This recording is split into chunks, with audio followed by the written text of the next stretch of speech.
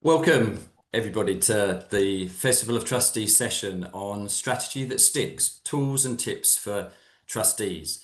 This is now event 14 of 15 of the week. So we're well in our stride, and I know many of you will have already been at many of this week's events. So it's lovely to see you back, and a very, very warm welcome if this is your first event. I think of all of them, this is probably my favorite topic, and have been involved in lots of strategies with Eastside people and our clients. This one, we're going to focus on being a very practical session, and it's going to be a game of two halves with us looking at both how to develop a strategy and how to implement one. And it's going to be relevant for whatever type of organization you're involved in and whatever size. But before we get going, let me just cover a couple of housekeeping pieces here, which are on the slide in front of us. So firstly, the session is going to be recorded. Single session ticket holders will be sent links to the relevant session. Recordings and weekly pass holders will be able to access recordings for all sessions. Please stay muted unless we ask you to unmute. Closed captions are available. You need to enable these. Please use the chat to ask questions and share experiences. We'd love to hear you. Please just keep the questions coming all through the session, and we'll do our best to feed those questions to our brilliant panel. Please keep your comments respectful, useful, and accurate. And at the same time, though, if you want to just focus on the conversation that we're having with the panel, please do that. No need to cover the chat if you're not finding it helpful. And just one last point, that if we do get into any legalities, I don't think we will, but they'll be referring to charities in England and Wales. Okay, thank you. And just one other bit of housekeeping before we introduce the panel is that this festival has been brilliantly supported by a whole range of different partners, from our headline sponsor, which is the Institute of Leadership.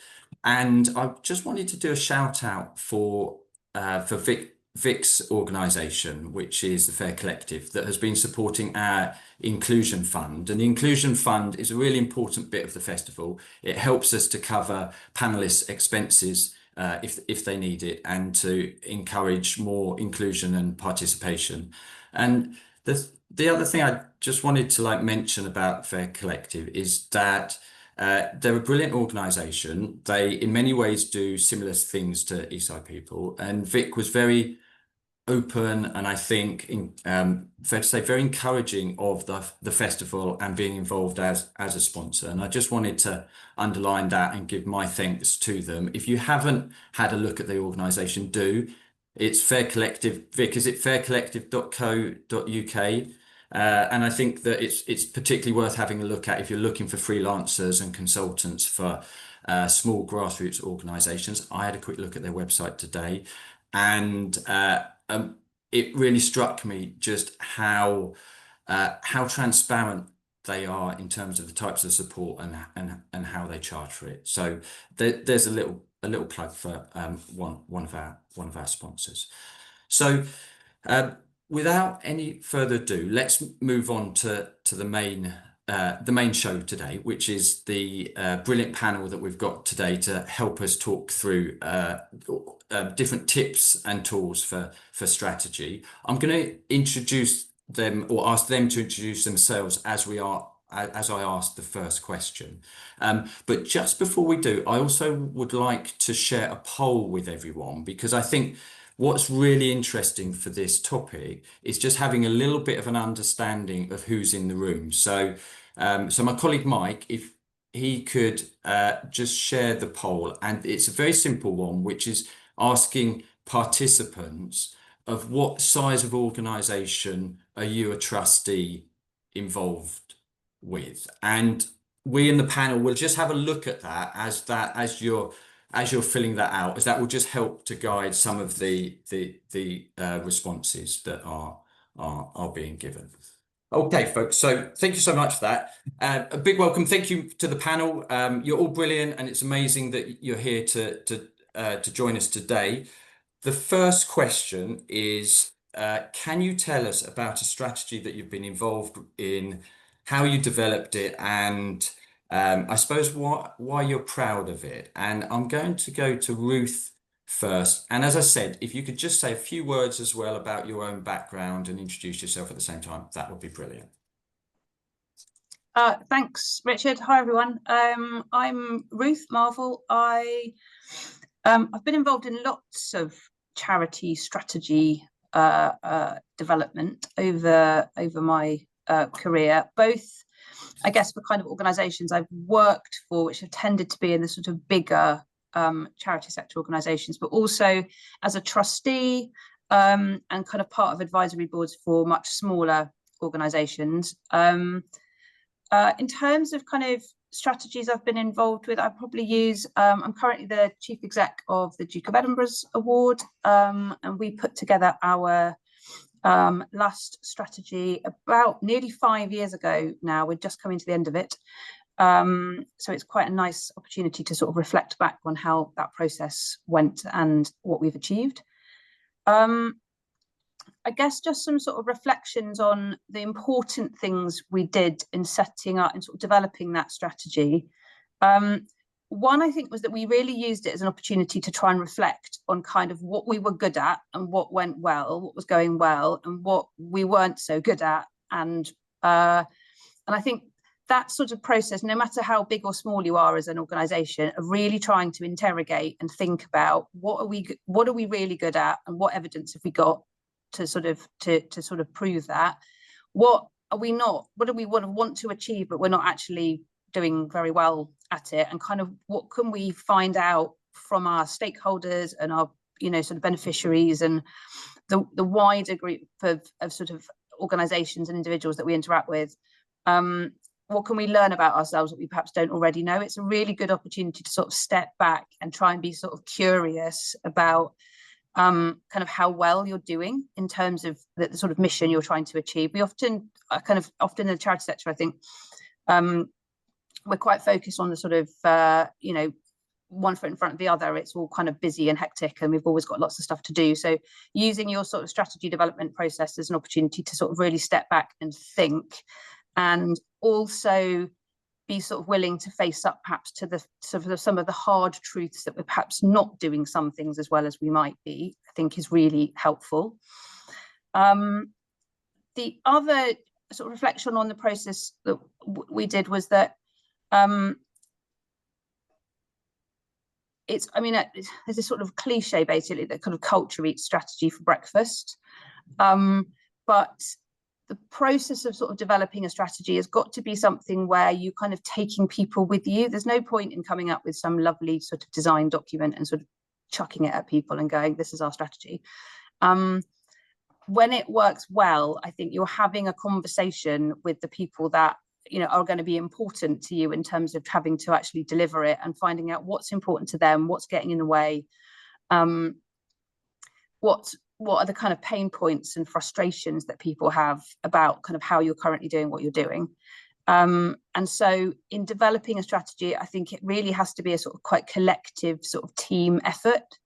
There's no point the board sort of squirreling away and doing it by themselves. You have to sort of talk to people and sort of bring them with you in terms of, if you think things need to change, then why do they need to change? And how do you sort of have a conversation about that, rather than, we went away and sat in a darkened room for 2 weeks and wrote something. The other sort of reflection was that if essentially you get to the end of your strategy process and you decide that you should do everything, you probably haven't done a very good job of it, because strategy, probably the simplest way to describe a strategy is deciding on the things you're not going to do. And it's really easy, and I've been through loads of these processes where everyone goes, oh, well, but everything's important and we should do everything.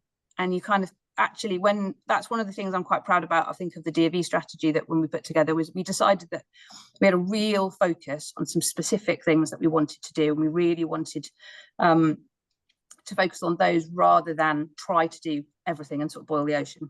So yeah, decide what you don't want to do. I'll stop there and let other people come in. Thanks, Ruth. Yeah, that's brilliant. And I remember that strategy well, and yeah, it really resonates the points you say about, using it as a moment to reflect about what you're good at and what can we learn here. I'm going to keep going around the panel with Dolyanna next, if you could.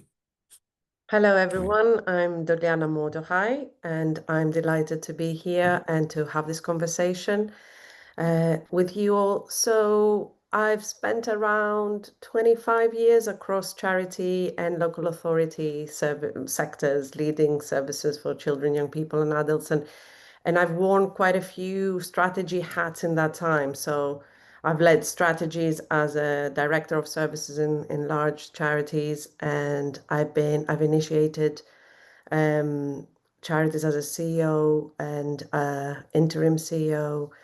I'm a trustee of a charity which is currently also undergoing a strategic review, and I'm quite involved in that as a trustee.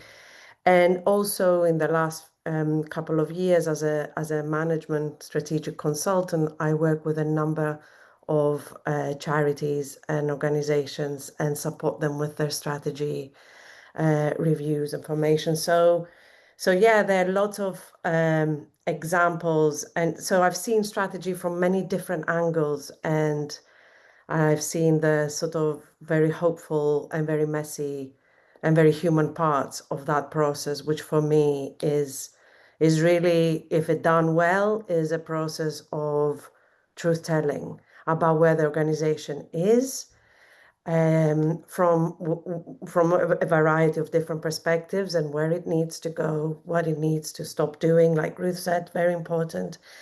And yeah, what season the organization is and how ready it is for change, if change is what's necessary. Yeah, I mean, lots of different experiences of strategies that I've been part of, I've led, and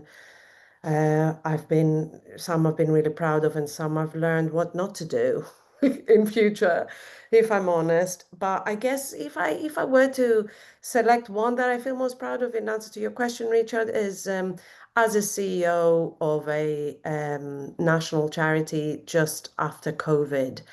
I had joined the charity as a CEO, and then a couple of months later there was COVID, so that was more of a emergency response and adaptation to what's in front of us, and then was a time for the strategy setting. And because we did well as an organization during COVID, and we did well in diversifying our services and responding to more people, we did well financially, there was a real sort of temptation in me to go for a growth strategy in order to maintain that momentum. But actually, what was needed was not a growth strategy, was more consolidation, and was more an opportunity to actually ask ourselves, well, what does sustainability look like if we're not in that emergency mode? And also, what do staff need in order to restore from what's happened? So instead of going for that growth strategy, we went for a more cautious growth and consolidation. And that worked really, really well, and it matched what was needed at the time. And I'm proud we had the foresight to go with what's needed and not what's tempting to do. Dolyanna, thank you so much. I think that's really interesting. It reminds me of the idea of marginal gains that the British cycling team, I think, were kind of really embraced as a strategy. And I think that's dead right, isn't it? That you can have a bold transformational strategy, but actually it might be right to have one that's about pausing, reflecting, consolidating, a kind of gradually building on where you are and what you've got. I'm going to keep going around in the room. Phyllida, please, next. Same question. Hi, everybody. So I am the chief exec of a non-profit called Face Equality International. We are a membership of other non-profits, all of whom provide services to people with facial differences. We come in to help them do the social change piece, to capacity build for them, to make it easier for them to serve the facial difference community. I became a chief exec of that charity aged 27 after the death of a founder who had been running the organization for about 18 months before that. That was also in the height of COVID.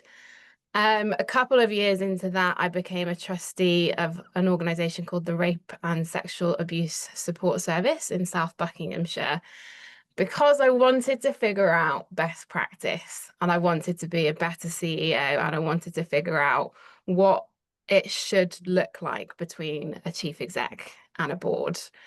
Turns out I still have absolutely no idea what that best practice is, and I don't even know whether it even really exists. But I have learned a lot. So in terms of strategy, I've been able to feed in both at trustee level and at chief exec level now. We at Face Equality International launched a new strategy back in July of this year, which was a massive process. But I think it was very much a case of taking what had been set out originally, which was a lot of kind of goals and hit lists and a lot of jargon and a lot of focus on policy change, which is incredibly demoralizing when it comes to actually trying to make that happen, and incredibly difficult to track impact around that. So we stripped everything right back. We came through the whole process of focusing back on the why, and we're in such a better place now where we actually have a crystal clear strategy, which I'm looking forward to delving into a bit more later. Thank you so much. Lovely to have you at the panel too. Vic. Thank you. And thank you so much for your kind words about Fair Collective. It was a no-brainer for us to collaborate with you on this. So thanks for the opportunity. So yeah, I'm Vic-Hancock Fell. Lovely to meet you all. I'm an ex-small charity founder and CEO. I'm currently chair of trustees at 2 small charities and have been a trustee at small charities consecutively for the last decade, various ones. These days, I run courses, programs and support spaces for small charity leaders. I've worked with Phyllida with that hat on, which has been a real pleasure.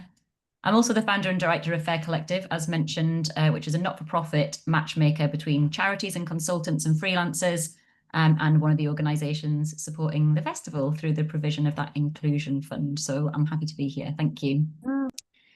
So I've been involved with strategy with various hats on. I've been involved with in-house strategy development when I've been working in a service delivery or leadership role in a small charity. And then I've been involved in strategy development in the capacity of an external consultant with small and medium-sized charities. I think what I'm most proud of was probably my last in-house role, where we did really quite a radical strategic shift as a result of some difficult financial circumstances. We had a really difficult couple of months deciding to actually stop some activities and programs, even though they were good, they were doing good work. But we felt that really our focus needed to be in one area where we were most impactful, most successful, and most needed. It was really, really painful at the time to close those programs down. And I had lots of doubts at the time whether it was the right thing to do. All in all, it took a couple of years for us to make that strategic shift, going from all of these multiple activities to really one core program. But as a result of that strategic shift in direction, we ended up supporting more young people in a single year than we had in the organisation's 20-year history combined. So it's safe to say that that paid off as a strategic move, all the while being a really quite difficult thing to go through at the time.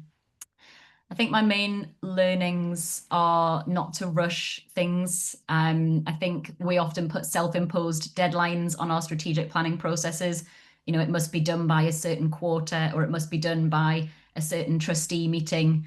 And I think that really hinders our strategic planning. We're in a real rush to get those strategic objectives defined or get the articulation of our strategic aim just right.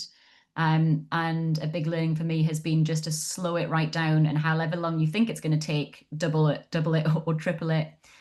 I think the other learning is to be really clear on what you're doing the strategic planning process for. I think that's one of the reasons that made that one that I mentioned earlier, where I was in-house, really successful, is we had a really clear idea of why we needed to go through a strategic planning process.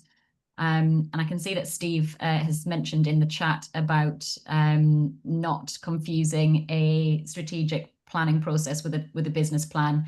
And I'd really reiterate that, because I've seen some very long, complicated products that are produced as a result of a strategic planning process. And I think that's actually the least important part of a strategic planning process. For me, the most important part of strategic planning is the thinking, the learning, the doing, the deciding, the changing your mind, and whatever you happen to produce at the end in terms of your receipt of all of that thinking, or the product that you create. It is one of the least important elements. And then finally, what that product is has to be something that is needed by the people that you're creating it for. So who are we creating this product for? Is this strategic plan document a product for the external world? The public needs to understand this, or is this an internal document that we need to use within our own organisation to help to guide us? And I think we had real clarity on all of those questions when we did that piece of strategic planning at my last in-house organisation, and I think that's what made it a really successful one. Vic, thanks so much. That's all really useful. The chat is absolutely buzzing with comments and questions already. So thanks so much, and keep them coming.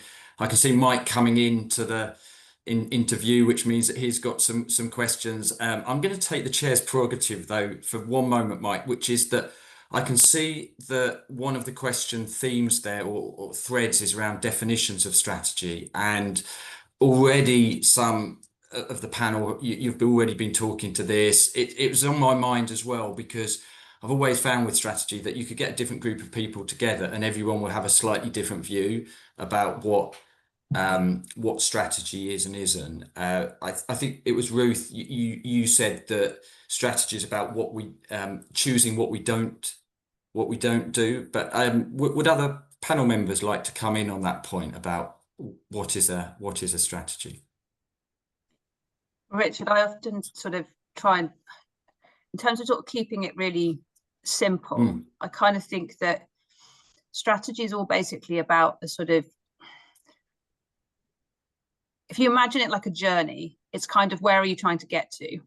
So there's lots of other things which are kind of sort of all about sort of management basically, but the kind of leadership and sort of direction bit is kind of, where are you going to and how are you going to get there? So I find it sometimes helpful to think of like an analogy of like a journey. So are you going to Manchester, or are you going to Cornwall? And are you going to get the bus or the train or the coach, or are you going to walk, or are you going to kind of, like, in really simple terms, you need to know where your strategy should say, where are we going? And kind of what are some of the kind of key important decisions we need to make about how we're going to get there? Because obviously, you know, if you're going to Cornwall, you need to kind of make a different plan for if you're going to Manchester. And if you've got constraints or decisions about how you're going to do that, then all of those inform essentially the choices you need to make. So some of that will be about what you don't do, but also some of it will be about, this is the most effective way of us getting there. So that then you could bring in some of your considerations around, well, how much time have I got, and kind of what do I need to do when I get there? And so sometimes I think strategy can end up being this really complicated thing. And it's just a bit like, where are you going and how are you going to get there? And can we all be clear about that? Because if we're all clear about that, then essentially we can all pull together in the same direction and do the stuff that we each individually need to do to support the sort of achievement of that goal. I don't know if that's helpful. Thanks, Ruth. I really want to echo that. I think people get really hung up with what is a strategy meant to look like. And you're looking online for templates, and you're never going to find the template for you to use to create your strategic plan. And it's going to be different for different organizations.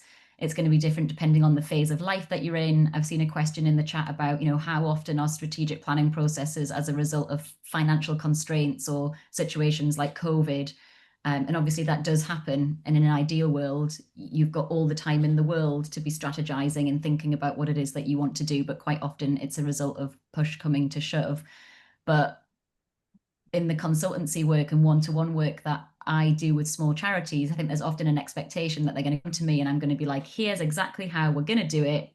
It's going to happen in this order. And this is what you're going to end up with. And it's not as satisfying as that, sadly, because it's quite messy and it's not going to be neatly tied up in a perfect bow at the end. And I think if you can kind of allow yourself that, it makes the whole process much more enjoyable, probably more successful. And like Ruth said, it's really about where are we going? You know, my favorite thing to do at the start of a strategic planning process is something like a theory of change exercise, where you just get back to basics and asking those questions of what's the problem that we exist to solve? What's the change that we want to see in the world? And how do we think we're going to get there?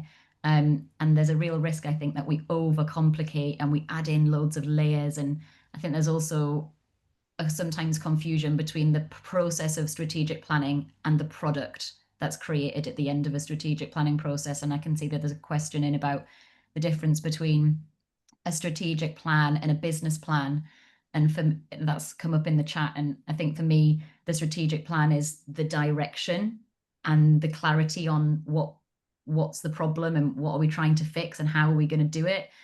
And you know, what's the thing that we're trying to achieve? And for me, the business plan is the nuts and bolts of, okay, so what are we doing in terms of our fundraising? How is our finance going to fit into that? Do we need to have a specific comms plan? And a business plan for me is not the same as a strategy. And I think they get confused a lot. I'd be interested to hear what others think on that. Thanks, Vic. Just seeing if any of the other Dolyanna, Phyllida would like to come in. Only to add that you know, that the strategy has nothing to do with the scale of your ambition or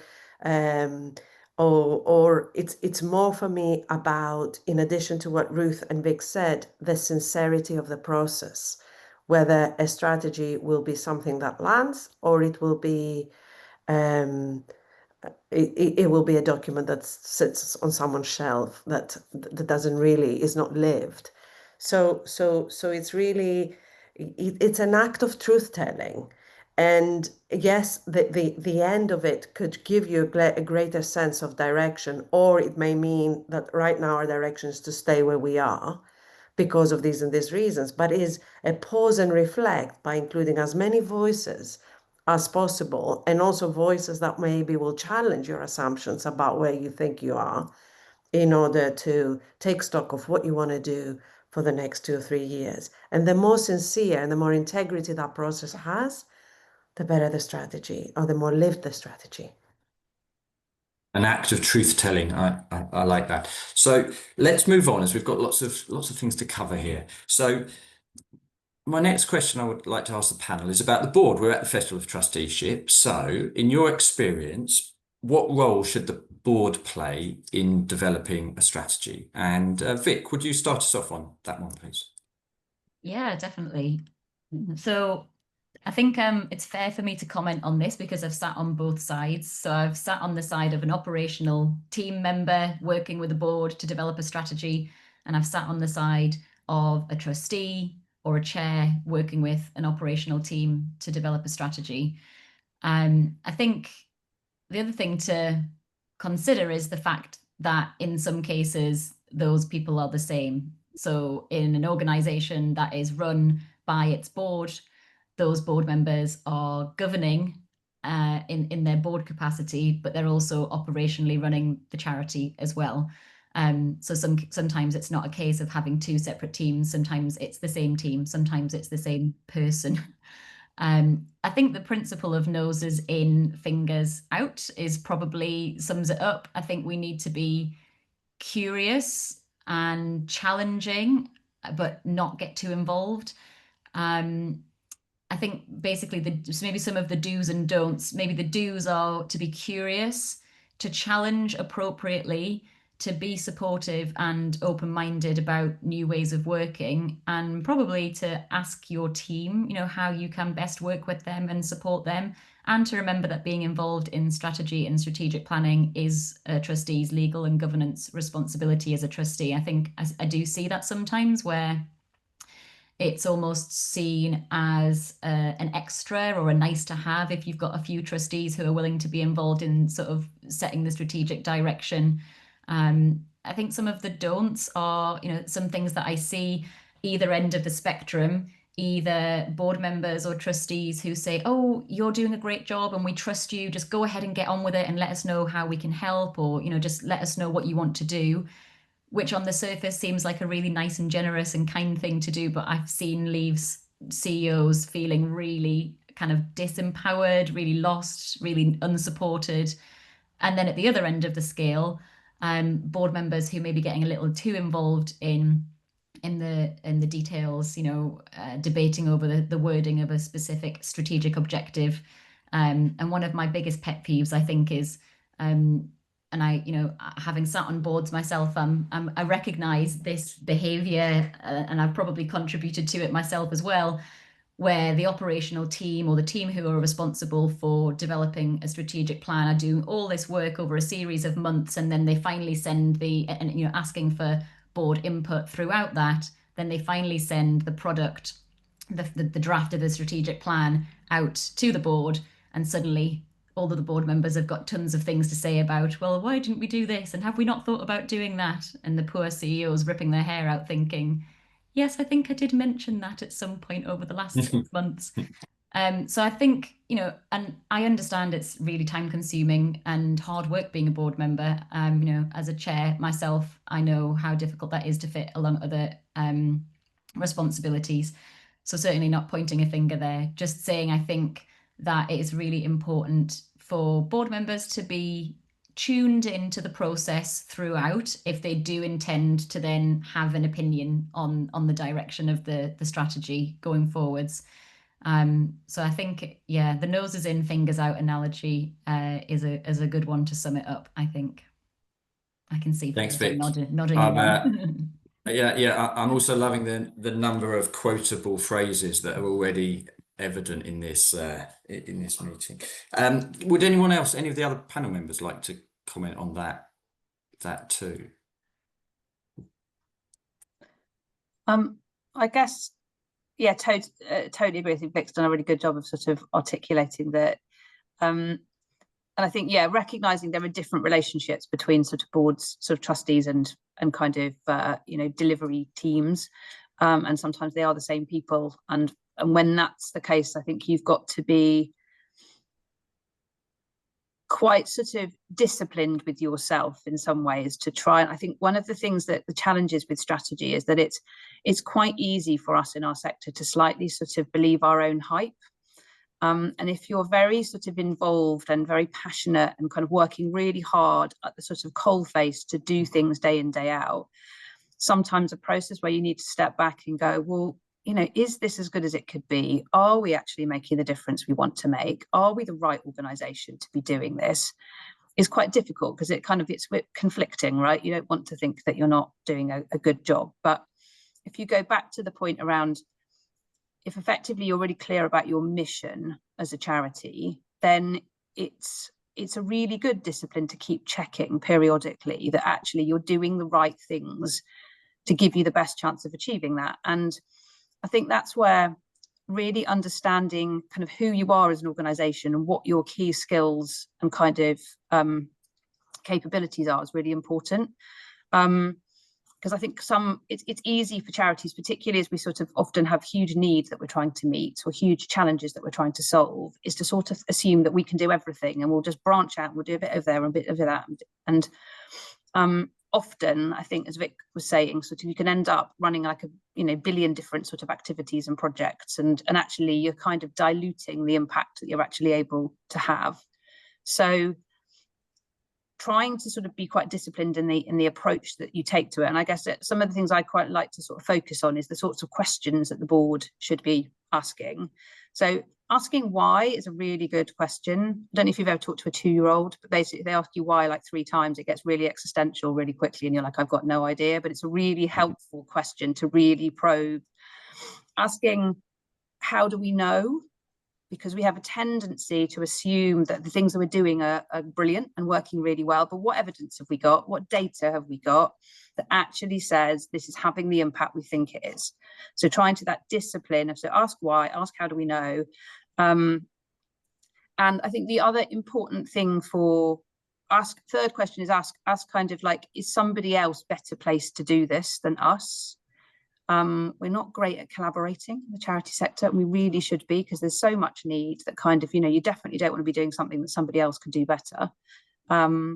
So thinking about who else is in your sector, who else kind of essentially might be able to sort of bring their expertise and capabilities, more effectively to this problem if you work together.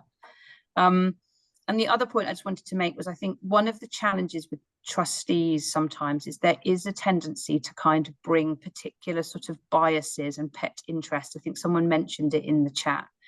And it's a kind of really natural thing that, you know, sort of people get involved as trustees often because they're really passionate about the topic, and, you know, but they come with a particular set of particular lens, a particular set of experiences. So trying to frame your sort of strategy process as being kind of, we're sort of leaving, you know, lots of our assumptions and particular pet interests at the door, and we're going to really focus on what the evidence is telling us. I found that when I worked for a big disability charity and sort of led their strategy development process, and what was really powerful in that, our strategy led us to make some kind of really big decisions about sort of the services that we no longer were going to be involved in delivering, which was massive and kind of, you know, quite a very big set of decisions to make. But it was really informed by the analysis of the data that just sort of said, okay, what do we know about the quality of these? What do we know about, you know, how many of these we're running and where? And kind of all of that really allowed us to look sort of in the cold, hard light of day at kind of going and conclude, actually, we're not best placed to do this. And in fact, some of this is putting us at risk, and we kind of need to make, so yeah, I just say that big focus on the sort of evidence. How do we know, and kind of why are we doing this, and kind of, you know, what assumptions have we made about why this is the most effective way to do it? Thanks, Ruth. Yeah, that's great. Yeah, I really get that point about how do we know and where we're not the best place to do something. I really like all the points made about the board engagement, and for me, it's something just about being really intentional upfront. Where is the board going to be involved? Where can we as trustees be best involved? Let's move this on. So my next question to you is about how we engage people and our audiences in a strategy process, and particularly why should we involve different voices? How do we do it? And how have you maybe gone about doing this? And I'm going to ask Phyllida if she might start us off on this, please. Sure, yes, okay. So in terms of user involvement, community involvement, we at Face Equality International had a couple of different mechanisms, some of which were really formal. We actually had an external consultant from the FAIR Collective actually do a piece of work for us where they did focus groups and surveys and then reaffirmed everything through another survey. And it was very structured and it was great and it was independent. That was all fab, but that was just one piece of the puzzle, in the sense that actually it was so much the really lovely stuff, the why piece, the how do we want people to feel as a result of engaging with our work. That was the best piece of engagement that we actually got from the board, is when we did an exercise with them to say, as a result of our mission, how do we want an individual with a facial difference to feel? How do we want an educator to feel? How do we want the government to feel? How do we want general society to feel? And it was that exercise that we did with each of those different stakeholder groups that was a lot more informal. We could do it online. We did it through a Miro board, particularly with our board. And you can actually, if you go to FEI's socials right now, you can actually see some sticky notes of all of the different pieces that came out of that, around people being more confident, people having resilience, people feeling empowered. So that was one piece that was a bit more formal, but then the most powerful pieces actually just came out of speaking to people. And again, to give Vic another plug, and also, is it someone called Wayne Murray who spoke on engagement within the small charity leaders group, was that it's in the incidental informal pieces. So every time we as a team or as the board went out and spoke to someone with lived experience, those were the conversations. We have an annual awareness campaign, and we had some events at Sephora stores.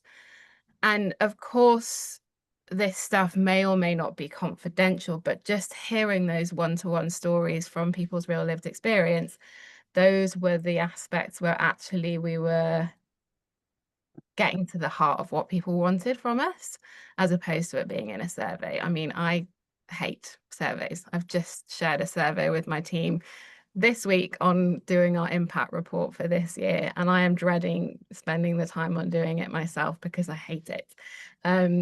So in terms of the consultation piece, I would say that there is, of course, a mixture between the formal, the more you can rely on others to collect that as well, where you can get some kind of independence there and it's not kind of swayed in any given direction. But it's in those conversations and the quotes and, you know, trawling back through our social media channels and seeing what comments have been made in the past and bringing it back to, again, the sense of how do we want people to feel as a result of interacting with our mission. So it's a real mixture. Yeah. Thanks. That's brilliant. And a question to you all about engagement. Have you run processes or had experience of engaging with people that are not currently in service users or not part of your community at the moment? And the reason, I suppose, particularly for asking that is that, of course, many charity strategies are about increasing access and reaching people that we're not yet supporting. And yeah, be really interested in your thoughts on that. Yeah, I'm happy to speak on that. I think the last one that I mentioned, that in-house piece of work, I suppose you could say that they were within our kind of wider stakeholder community in a way, but they weren't our direct beneficiaries. So for context, this was a UK charity working in partnership with a Kenyan NGO. We did vocational training in a number of communities around Kenya. And as part of our strategic planning process, we did some community consultations. And we looked at needs assessment, but like asset mapping as well, what already exists, what can we build on? And that's something that I've learned more about recently that I think is really important, because I think I've been guilty in the past as well of approaching strategic planning processes from a view of a lack of something. There is a lack of something that we need to replace, but I really like the angle of asset mapping and actually starting from a point of what already exists in the community that we can add to, that we can build on. And I think that helps to make it a little bit more of a positive experience. But so we did that community consultation with a really wide-ranging group of people from the community, and we used kind of community leaders to run that rather than us sort of white folks coming in with a clipboard and asking what people wanted, which I think would undoubtedly change the answers that we got. And I think someone mentioned in the chat earlier, you know, that the sort of this consultation approach or the sort of co-production approach is great, but you have to be prepared for people perhaps being disappointed if you're not able to do everything that they suggest. So I think there is something really important about setting expectations, about being really clear up front.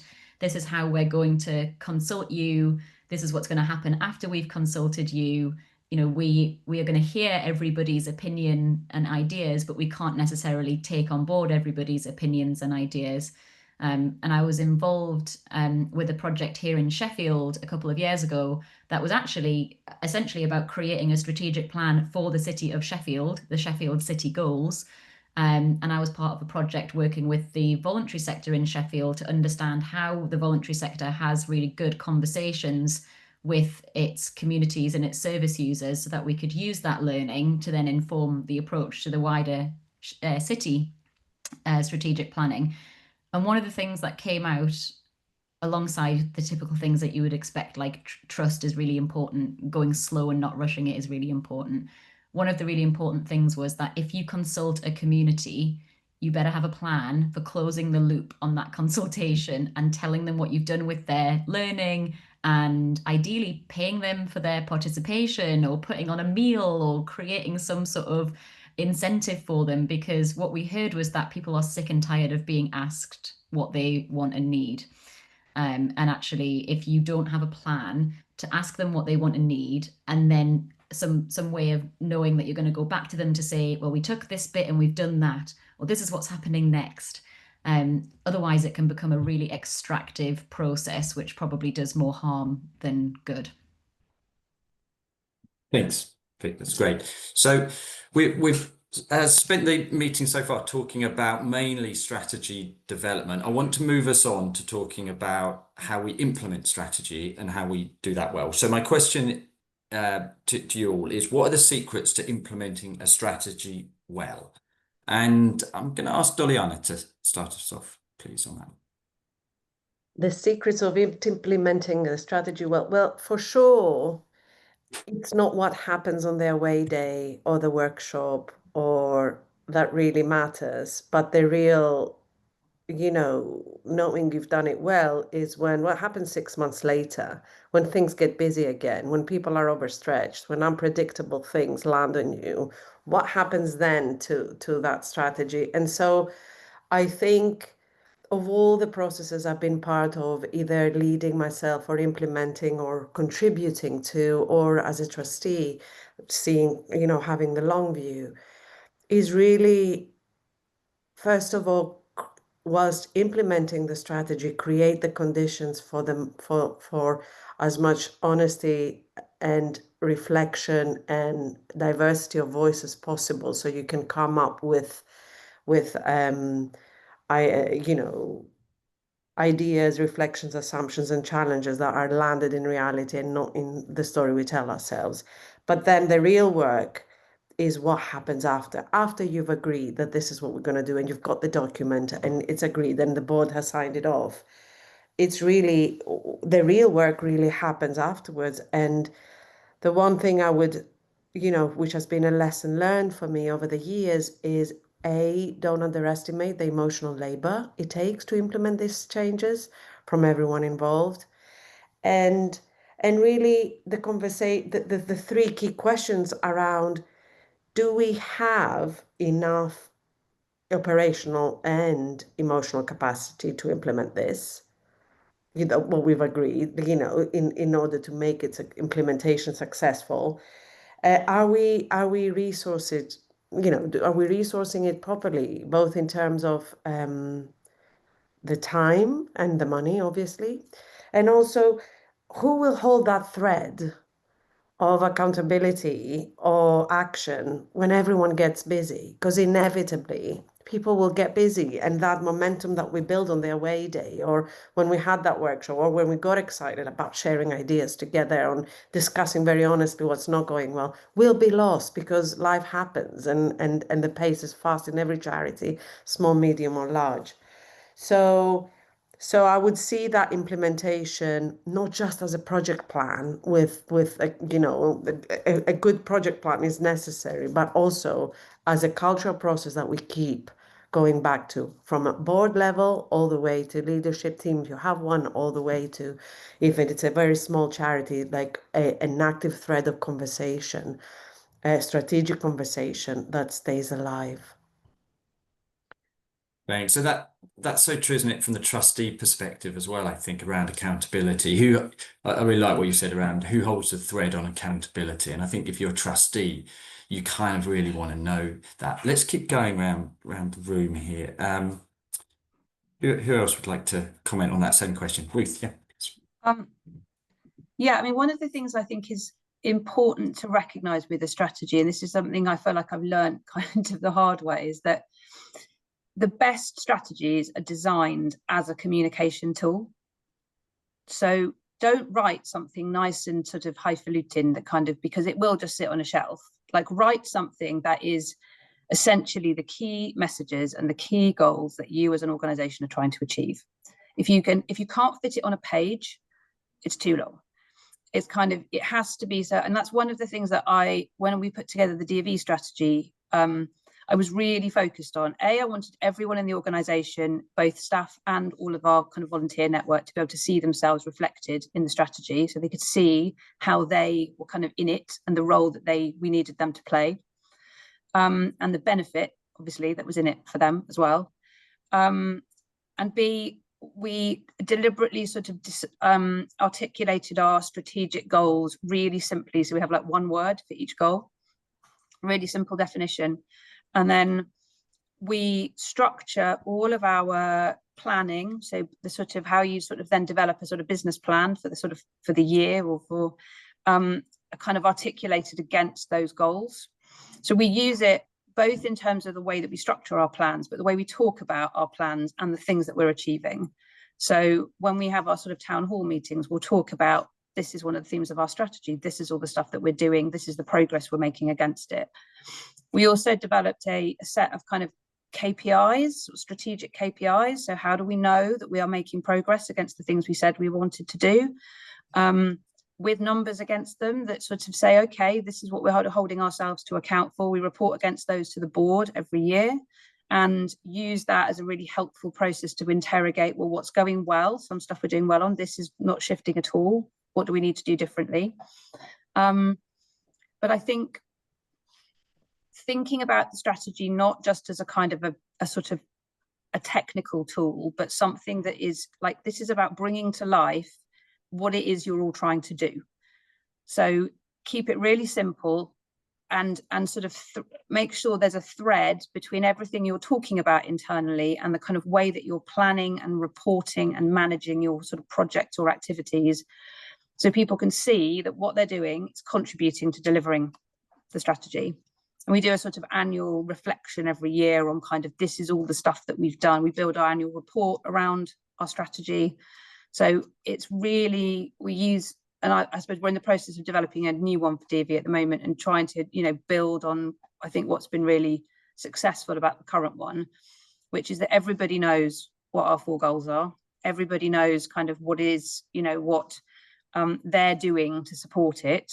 And I mean, this is still definitely a bit of work in progress, but I'm trying to get to the point where we're kind of really disciplined about saying, well, if it doesn't support it, why are we doing it? That's definitely a bit more difficult. But yeah, I think of it as a communication tool first and foremost. Once you've kind of decided what's in it, the next phase, that like actually implementing it, has to be words of 1 syllable, simple as possible, and motivating. And, you know, you want people to be excited about it and see it as something that's kind of worth working hard for. Great. Any other comments on the implementation point, please? Okay. I'm happy to cover Vic, on that if no yeah, one else if has if you anything want to say. I think something that I've observed in the consultancy work that I do, because it means that I get to see lots of different organizations doing the same thing, is people often forget the phase that comes after the signing off of the product. So there's, you know, that we've done the strategic planning, we've done our consultations, we've done our thinking and discussing and going back and forth. We've created our strategic plan document, which might be our 1-pager or our 10-pager, or hopefully in not many people's cases, our 50-pager document. And then it sort of gets saved in the Google Drive or in the shared folder somewhere, and everybody kind of reverts back to what they were doing before, and they don't know what their very next step is, or they don't know what then I'm supposed to be doing next week, or what I'm supposed to be doing next month to make any steps towards this strategic plan. So I really like what Ruth's saying about like the strategic plan bit. Yeah, it's super simple, 1 page, like here's where we're aiming in the next few years, here's what we want to try and be, what we're going to try and achieve. And I think a critical next step that's missed out of a lot of strategic planning processes, because it actually gets then into the details of implementation, is an action plan, or however it is that you plan within your organization for the actual doing of the stuff. You know, what's that next step? Who's going to be doing it and by when? And then what's happening this year versus what's going to happen next year versus what's going to happen in year 3 of our strategic plan. I am a fan of a good old-fashioned spreadsheet. I know there's lots of like much more cool modern ways of planning these days, and I have been slightly converted to some project management software tools by another trustee that I work with. But, you know, for me, I've always used for my own planning a Gantt chart of, you know, I've got our strategic goals and objectives down the side, we've got our timeline across the top, and then I can get into the details of who's supposed to be doing what and where. Otherwise, I think what you can be left with is like you're full of excitement and buzzing from this strategic planning process, but then you save it in your shared drive and you go back to work on Monday and nobody actually knows what their next step is. So it's a really critical part of the process that's often left out, I think. Thanks. Okay, folks. What I'm going to do, we've got about 5 minutes left, is go to the chat, and which I can see has been absolutely buzzing all throughout, and bring in Mike if I can, to see if there's any questions here, Mike, that would particularly relate to the implementation piece that we're talking about. You're on mute. Sorry. Yeah, we've had quite a few questions about implementation. I think they've been covered to a large extent. There's a few questions. Well, there's two different things which you could pick out. One is about duration, which I know Ruth has commented on in the chat. When do you revisit? When do you renew? And there's another question around theory of change and how that fits into strategy. It's been mentioned a few times. Thanks, Mike. So a question on theory of change and a question on review. And folks, just in the interest of time, if you can keep to kind of 30-second answers, that'd be great.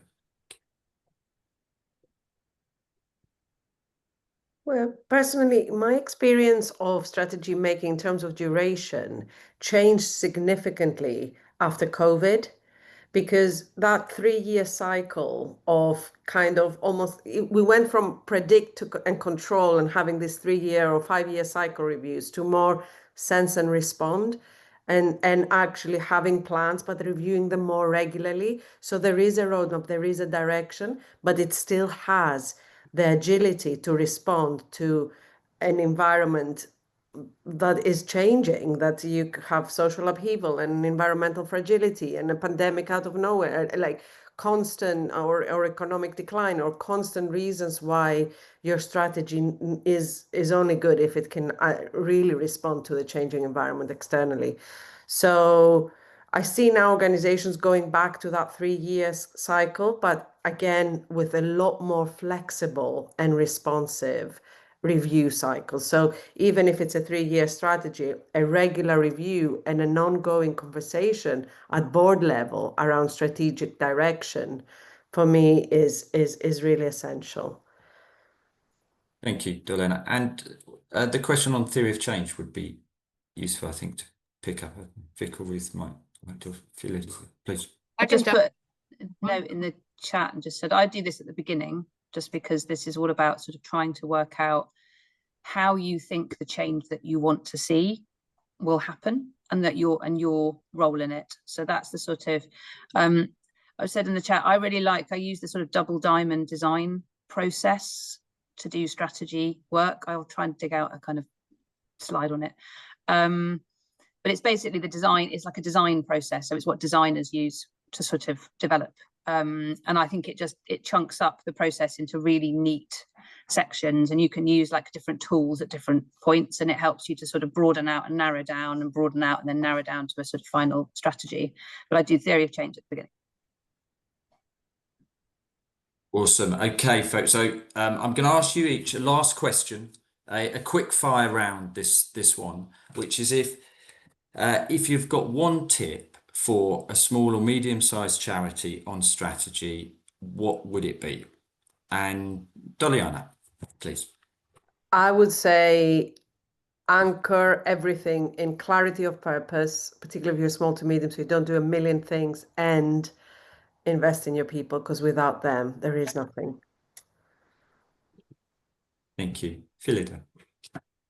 I guess use it as a tool for engagement, use it as a tool for engaging with all of those different stakeholder groups. It's about the process, it's about the journey, it's about using that to make sure that people are engaged. And, you know, even if people are confronting themselves throughout the process and realizing they don't quite know the organization does quite what they thought it did, that's a good thing. So use it as an opportunity for engagement, even if it is long and slightly painful along the way. Thank you. Vic. Yeah, I think what Phyllida just said about it being long and slightly painful, I think we've got to lean into this. So my top tip is to go slow, to go what might feel like excruciatingly slow. But, you know, it's so important. It shouldn't be rushed. And I'm a firm believer in just allowing yourself to squirm in the discomfort of it taking a bit longer than you think it should be, because without getting this right, everything else is just going to crumble. So my top tip is to go slow. Thanks, Vic. Ruth. You're on mute. Sorry. I guess building on, what the others have said, use it as an opportunity to be curious.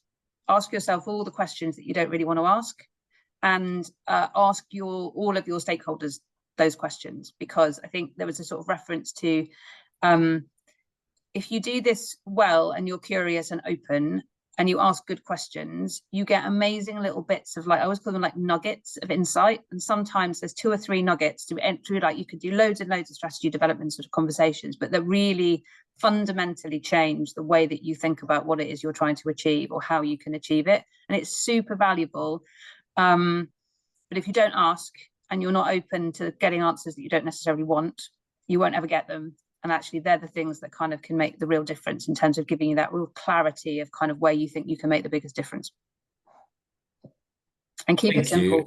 That's the other one. Keep it simple. It's yeah, not as thanks all. complicated as everybody makes it out to be. And that brings us to the end of our session. It's 1:30. Time has flown. Thank you to the panel. Thank you everyone who has been here. I've loved it. I'm sure everyone else has. The sound bites will stick with me, whether it's squirming the discomfort, an act of truth telling, and all the others that we've heard from the panel.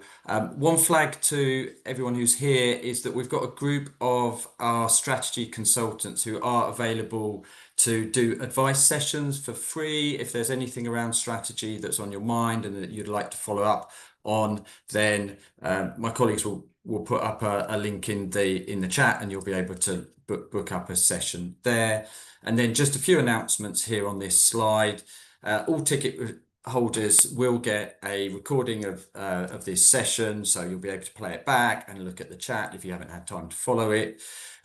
We will be providing further comms around different events and webinars and blogs, so please just follow us on LinkedIn. There are 2 newsletters that you can sign up to, which is the charity tips and best practice one, or vacancies. And we do provide a range of consultancy. So as I mentioned, if there's anything in relation to this session, or in fact anything else around board training and good governance that you'd like to connect with us on, then please do. And that leaves me just finally to say we are almost there. We've got one more session today, which is at 4:30. How not to be a prat. It is by common received wisdom, the most exciting of sessions. So please do come and join us to that, and we'll have a group hug at the same time. So thank you and goodbye.